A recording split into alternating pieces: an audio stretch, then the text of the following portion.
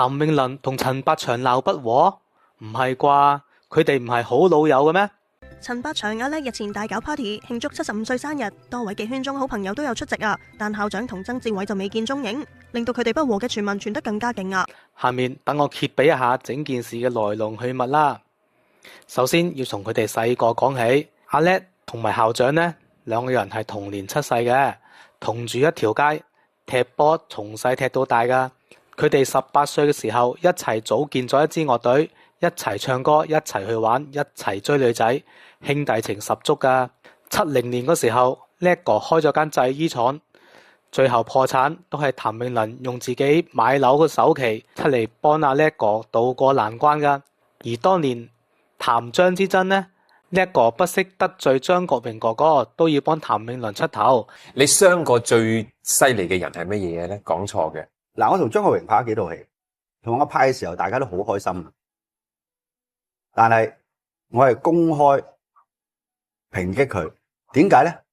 其實我因為 stand on 阿倫嘅啫，因為當時兩個爭得太犀利。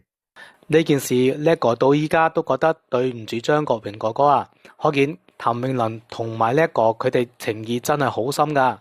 但係依家點解又會鬧矛盾不和嘅呢？原嚟佢哋嘅矛盾主要係來源於香港明星足球隊，因為佢哋理念唔同。譚詠麟呢就主張快樂足球，將賽事視為公益娛樂嘅活動，玩下就算啦，一年呢踢12場波，輕輕鬆鬆。但係陳百祥呢就追求競技性，要求每週都要訓練4次。只不過佢而家咧係覺得佢嗰個風，即係嗰個我同我哋嘅風格係有些少唔同，因為佢要比較即係肉緊啲嘅。我哋咧就比較嬉戲啲。由於理念相差太遠啦，所以咧2024年7月嘅時候，陳百祥呢就聯合王晶成立咗精裝明星足球隊，而且咧仲喺舊嘅明星足球隊挖走咗馬國明等年輕嘅成員，導致兩支隊喺大灣區不停咁樣搶奪資源，所以咧開始有少少矛盾啦。而陳百祥近期咧亦都公開稱譚詠麟為譚生喎，以前呢，佢叫阿倫或者校長噶嘛，俾網友睇到咪覺得呢個係疏遠嘅信號咯。而譚詠麟嗰邊呢，雖然回應佢只係比較正式啫，但係言語間亦都透露出無奈嘅。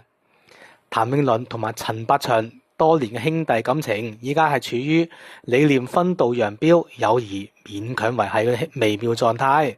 正如譚詠麟所講，可能佢個方向係啱嘅，但係我哋個路已經唔同咗啦。最後希望佢哋可以盡快好返啦，建立返以前嘅友誼。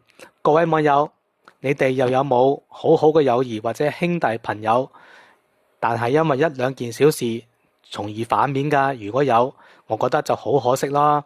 希望大家可以珍惜友誼，放低面子，約下你嘅舊朋友出去飲茶啦。人生短短幾十年，唔好為咗呢啲小事鬥氣啊！好啦，今期就講到呢度，我哋下期見啦。